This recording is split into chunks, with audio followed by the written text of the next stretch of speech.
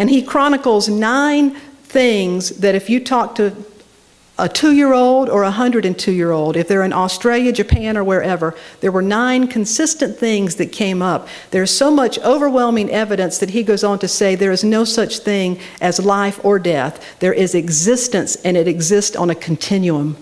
That we are always and always connected.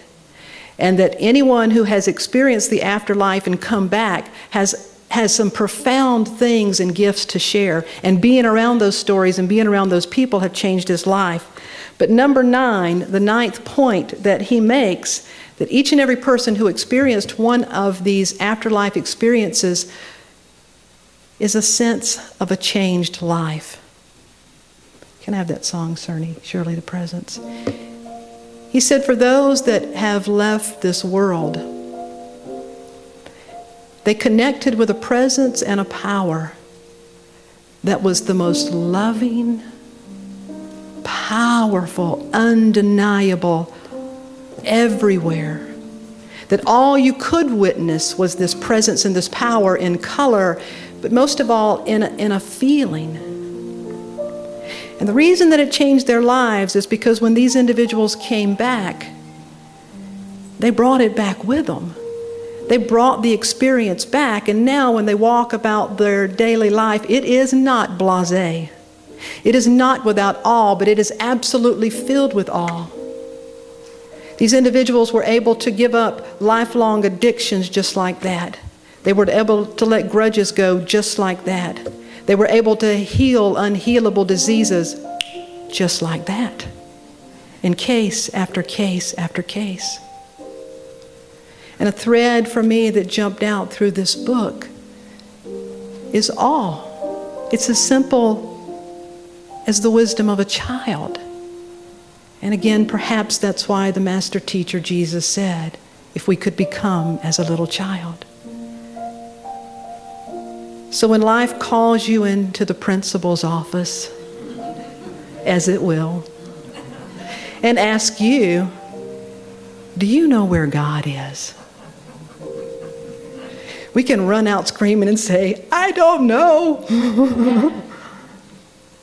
Or we can say this.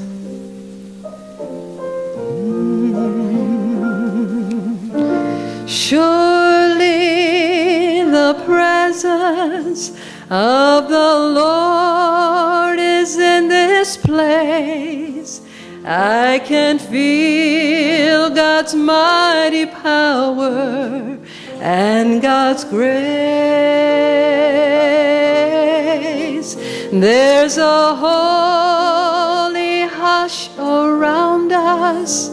I see glory on each face. Surely the presence of the Lord is in this place. Surely the presence of the Lord is in this place. I can feel God's mighty power and God's grace. There's a holy hush around us. I see glory on each face.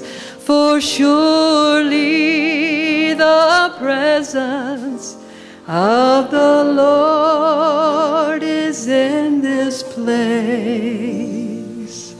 I invite you to close your eyes.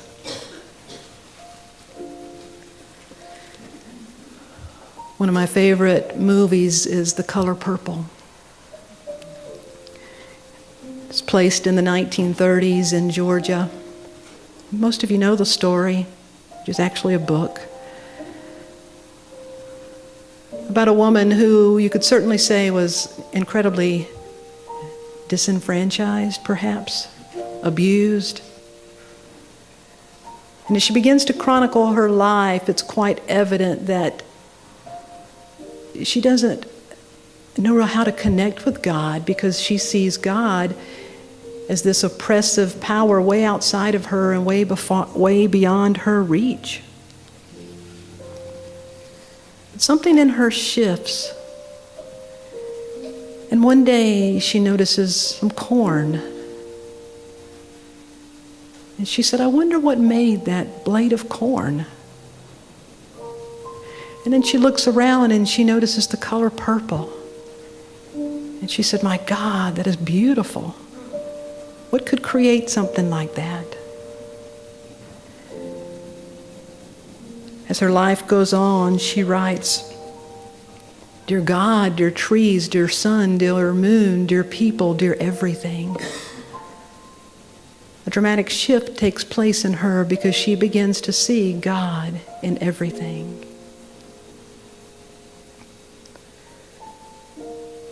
When we say, surely the presence of the Lord is in this place, that is really an affirmation. Because first and foremost, you are in this place. There is no situation, no circumstance, no anything where God is not. That's impossible. The only thing that is possible is that we can make up a different story. Today we invite the presence of awe to remind us that we are always witnessing everything. Wherever we are.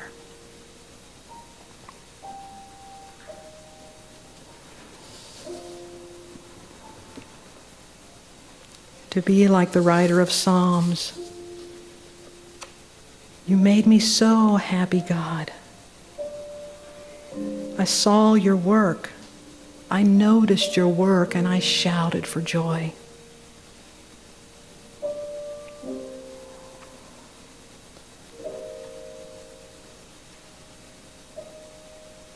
So in your own way, I ask you to recall an image. What inspires awe in you?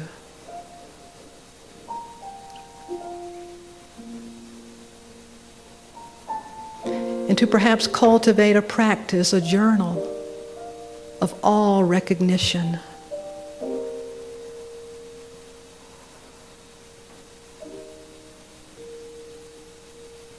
And to become intentional about creating moments of awe. Play with children, play with animals, spend time in nature.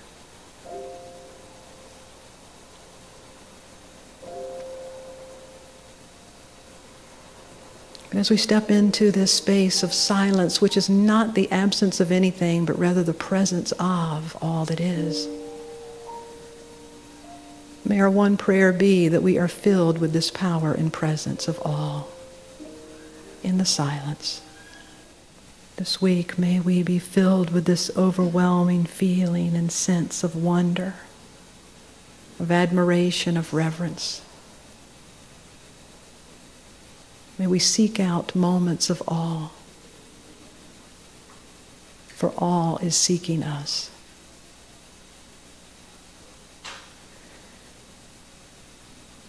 And so we now give thanks in our own way and bring our awareness back to this time. And together we sing the Millennium Prayer, and I ask that when you sing these words, to witness it from a vantage point of not a prayer of one who is asking, but the vantage point of recognition, the capacity to recognize this.